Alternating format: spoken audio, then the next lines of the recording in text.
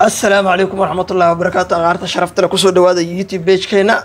اسكسو نقد ونحسن مدة أسبوع يا كلام مقنين تنبري almost كله وحوا كل ما دي فرن لسك هاي أي أنا كلا مقنيسي ما هنسي أنا كلا تعادي بريمير ليج وجرا ما كلام مقنين أنا وقتين هذا القصو قدمنا وحوا وحصل فلا قيدونا كل ما ده بري أو سبدي أي بريدم بواحد لوجود اللي دون بريمير ليج كوها بريمير ليج سكوار كدونان يفلا قيد سياسل في دونا marka ku soo dhawaada YouTube page keena share like subscribe fadlan anaga ilmaamina waa inuu muhiim hadii halkaas uu gudubno u gudagalno kulamada Premier League xiisaha isbuuca la dheelayo waxa ugu horeeya Beritoole oo sabdiha 8 saac bar duhurnimo hadii Ilaahay yar wax arki doono kooxaha Tottenham Hotspur iyo West Ham United kulankaas oo ka dhici doono guriga kooxda Tottenham 8 saac bar duhurnimo haddii kooxaha Tottenham iyo West Ham u fiirino kulamadii hore ee Premier League isku arkeen iyo meelaha kale koobka kale isku arkeen tartamada kale labadii kulanood ugu dambeysay Premier League ee dheereen sanadka horeeto ee 2023-2024 labada kulanna waxa raysay West Ham kulankii ugu dambeeyay kooxda West Ham iyo Tottenham waxay galeen barbardhac hal iyo hal ah kulankii ka horeeyay asigana kooxda West Ham ayaa waxay ka raysay Tottenham 2-1 uga raysay hadmiin sanadka hore kooxda Tottenham waxa laga qaatay 4 dhibcood West Ham ay 4 dhibcood qaadatay kulanna West Ham raysay kulanna bareej galeen soo isbuucan Beritoole waxa rajaynaynaa kooxda Tottenham inay gurigeeda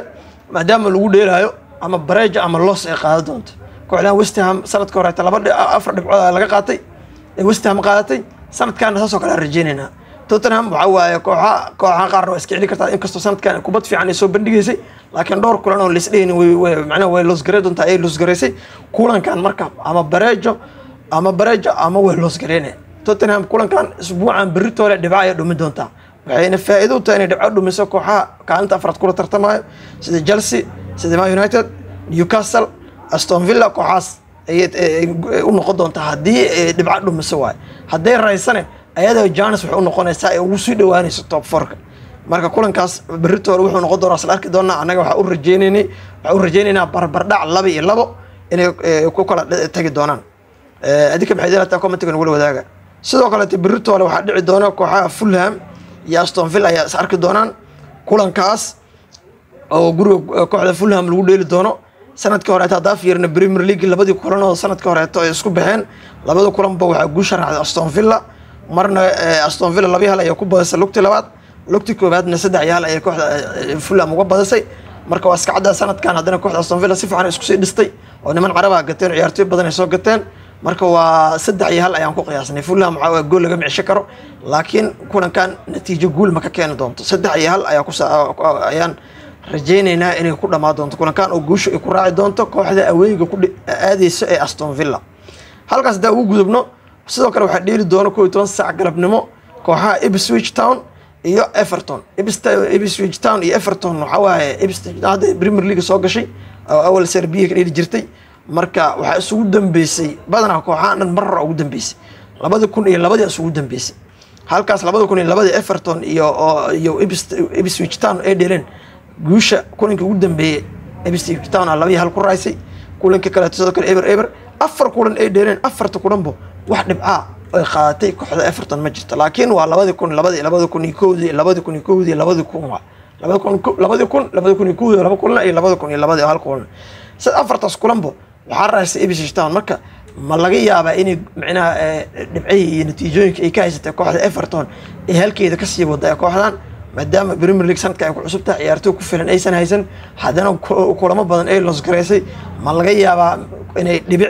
dhibco ka hesho gurigeeda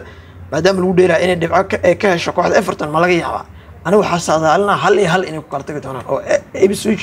ee kooxda Everton dhibic kala hal ee ka qaado doonto adika maxay dilataa waa arki doonaa Everton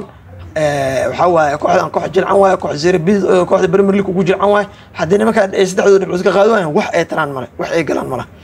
ka gudub sidoo kale Beritoole 12 saac waxa dheelayo kooxda weyn ee Manchester United ayaa waxay gurigeeda ku qaabilaysaa kooxda Brentford waa taqaana United ay aragto waa kacsataa marka kulankaas 12 saac wuxuu ka dhici doonaa Old Trafford kulamadii ugu dambeeyay sanadka hore Premier League labada kulan ay dheeleen kulanna bareej ay ku dhamaatay oo guriga Brentford ayaa lagu dheelayay kii Old Trafford lagu dheelayay laba iyo hal guush wuxuu ku raacday kooxda Man United sanadkii ka sii horeeyay laakiin lugtii koowaad lugtii labaad waxa Man United hal eber ku raacay lugtii labaadna waatee waa xasuusiteen kulan qof walba xasuusta 2022 afar eber inooga raacay marka Brentford sanadkan yani awood badan oo sax ma lahan laakiin marka waxaan rajaynaynaa kooxda Man United inay 3 iyo hal guush ku raaci doonto inkasta iska adagtaa Man United oo 3 gool la dhisay dhif iyo qaliil maadaama ay tahay gool dhalinta kooxda labaad ee ugu liidatay Premier League ay tahay Southampton bis ay naga liidato waa arki doonaa laakiin anaga waxaan rajaynaynaa 3 iyo hal inay kooxda Man United guush ku raaci doonto sidoo kale Berri 12 saac waxa soo galayo kooxaha Newcastle United iyo Brighton Hove Albion marka kulankaas waxa lagu dheeli doonaa guriga Newcastle United sanadkan Newcastle way ishiday waxa ciyaartoy fara badan ay soo gadatay hadii sanadkii hore kulamadooda aan fiirino guriga Newcastle mar lagu dheelayna Barrage hal iyo hal kulanka Brighton guriga Brighton mar lagu dheelayna kooxda Brighton ay 3 iyo hal ku raysay marka kulankan aniga waxaan saadaalinaa kooxda Newcastle maadaama gurigeeda lagu dheelayo inay 2 iyo eber kooxda Brighton uga raay doonto Brighton sanadkii hore camal ma u dhisno marka ciyaartoy badan waa laga gatay marka 2 iyo eber u saadaalinayna Newcastle ka badan inay dhalisan waa macquul Newcastle waxa dad waaweyn oo joogaan oo ciyaartoy fara badan oo joogto marka waa macquul inay ka badan dhaliso laakiin guusha Newcastle askal tashaaki malaha sidoo kale kooxda Tranmere waxa soo gali doona kooxaha Southampton United iyo Leicester City labadaas koox labadooda waxay ka yimaadeen Serbia ka yimaadeen infact marka championship-ka labadooda ka yimaadeen waxay iskala kulmaan waa arki doonaa guriga Southampton ayaa lagu dheelaa sanadkii hore championship-ka markay la dheelayeen labada kulanba kooxda Leicester raasay marna 5 eber ku raasay marna 4 hal ku raasay soo marka kooxda Leicester ayaan guush u saadaalinayna 2 iyo hal kooxda Leicester inay guush ku qaadi doonto ayaan rajaynaynaa halkaas hadaa ugu gudubno kulanka hal saac iyo barnaamijna soo galaayo ee kooxaha Bournemouth iyo Arsenal ay ku dheeli doonaan guriga kooxda Bournemouth Arsenal away waa kulankan laakiin kooxda Arsenal miisaanka culus waay yar ka dhan way jabsataa sanadka hore sanadkan sanad ka sii horeeyay waxaasna waa jabsanayeen hadii hadda friendly sanadkan bilowgiisa ay dheeleen hal ay ahayd Barrage macnaheedu ay ku dhamaatay extra time-kii penalty waxa ku raasay kooxda Arsenal laakiin friendly ay kooxda Arsenal ciyaartooyda dhama ka badneed ka maqneed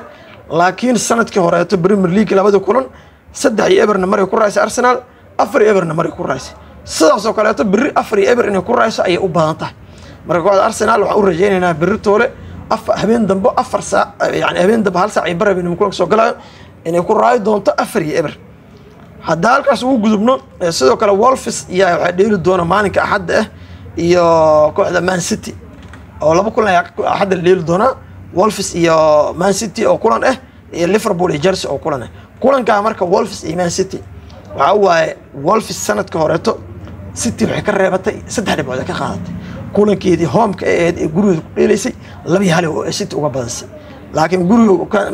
Man City markii lagu la tagay 5 iyo hal looga soo badaayay soo guul sanadkan maadaama mar labaad guriga Wolves lagu dheelo Man City ma qaban doontaa oo dhibco ma ka qaadan doontaa Rodri waa ka maqan xisaabta ku darso De Bruyne waxa waa soo laabay laakiin waxa lagu soo bilaabi doona xisaabta ku darso marka Wolves u fiirsada kulankan hadda dhici doono ama Barrage ama kulan dirqi ay City ku fakatay noqon doonta waliba ana Barrage rajaynaa 2 iyo 2 Barrage Wolves ay ceebeynaa sharaftan naga qaadina 2 iyo 2 ayaa Wolves u saadaali isbuucan axad haduu ilaa yira halkaas uu gudub sidoo kale waxa dheeli doona kulanka ugu weyn isbuucan dheeli doona Berri maana Berri dambe hadda wuxuu soo gali doona Maghribka 12 iyo bar xilliga Soomaaliya waxaana dheeli doona kooxaha Liverpool iyo Chelsea ayaa away waxay ku tahay guriga Anfield kooxda Liverpool marka Chelsea sanadkan waa kacsan tahay Liverpool ka sii kacsan horyaalka hayso marka maxay noqon doontaa Leslie ciyaartan ciyaar si fiican oo macnaha si sax loo saadaali karaan labada kooxba form way hadii aan fiirno Carabao Cup-ka waxa laga qaaday Chelsea Liverpool ka qaaday hal eber caataa waliba looga qaaday oo extra time waliba la isla tagay marka Chelsea ciilkaas dartiis ma laga yaabaa inay kooxda Liverpool dhibco kale ka qaadato oo gurigeedana ku dheelo saayid Anfield ku dhisa aniga waa aaminsan Chelsea hadda waxay dhibco ka qaadan doontaa 3 dhibcood kooxda Liverpool ayadoo ka xanaaqsan koobkii Carabao Cup-ka laga qaaday extra time-ka looga qaaday kooxdaas marka soo fiirsada 3 iyo 2 ama 2 iyo 1 kulan aad farqi hal gool u dhaxeeyo ay ku raay doontaa kooxda Chelsea sababta sanadka hore Premier League hadda fiiri 4 iyo 1 kulanka guriga oo Liverpool markii lagu dheelay 4 iyo 1 Chelsea ku badas waxa ku badasay Liverpool ku badas guriga Chelsea markii lagu dheelayna Barrage galeen laakiin sanadkan Chelsea sanadka hore maahan oo sanadkii hore kaalinta 13aad ku dhameysatay laakiin sanadkan way adkaatay waxa waa ciyaartooydeeda dhan u kacsan yihiin